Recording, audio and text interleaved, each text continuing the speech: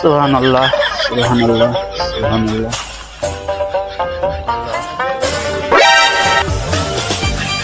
ও কি আমার ফোনটা কই? ফোনটা দেখি না। ওই চাচা এদিকে আসেন তো। বাবা আমাকে ডাকছে? হ্যাঁ আপনাকে ডাকছি। কি বাবা? আপনি এইমাত্র এই জায়গা থেকে যাওয়া আসা করলেন আল্লাহ বিল্লাহ করতে জি, করতে। জি। তো আমরা দুইটা মানুষ এই জায়গায়। সুবহানাল্লাহ। আমার এই আমার এই পকেটের ভিতরে একটা ফোন ছিল আইফোন। জি, জি। তো আমার ফোনটা দেখি না, কিন্তু মানুষই আমরা দুইটা লোক এই জায়গায় যাওয়া আসা করলাম। বাবা আমি তো দেখা যায় 5 ওয়াক্ত নামাজ কালাম পড়ি, তো আমার ভিতরে তো এরকম কিছু নাই।